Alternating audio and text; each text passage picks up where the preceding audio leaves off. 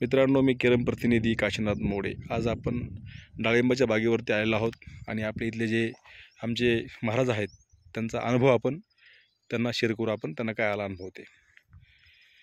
महाराज नमस्कार. नमस्कार. नमस्कार. आपलं नाव सांगा.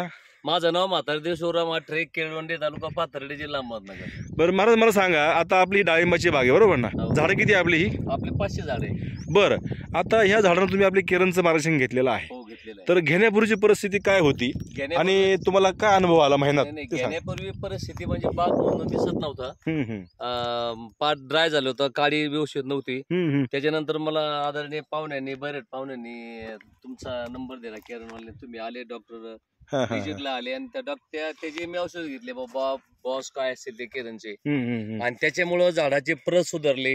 हे झाडाचे फळाची साईज पहिलंच वर्ष आहे माझं म्हणजे बाग धरण्याचं, आणि झाडाला एकदम रूप हिरवगार निसर्गरम्य वातावरणामध्ये. बरं, मातीत काय तुम्हाला फरक असा मुळीमध्ये? तुम्हाला मुळी सुद्धा व्यवस्थित मुळी सगळ्याच्या चारी बाजूला मी उकळून पाहिलं.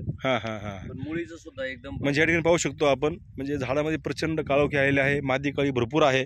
आणि झाडावरती किती फळ, सरासरी फळ आता एका झाडावरती? आता आम्ही पलीकडे मोडलं तेव्हा 80 झाडं फळ भरली होती. म्हणजे 80 झाडं फळं भरली आहेत. एका झाडाला 80 फळ. एवढी फळ ठेवून म्हणजे कमी करा. सेटिंग झालेले फळ 80 होते. 80 होते. त्यातले काही मी कमी करतोय. पण त्याची निवड झाल्याशिवाय आता जशी ही मादी कळी नरकळी पंढरपूर यात्रा परत आली की त्याची निवड करणार. अच्छा अच्छा अच्छा. मग तुम्ही ही आपली ठिकाणी वापरून समाधानी आहात का? एक नंबर समाधानी, मी समाधानी आहे.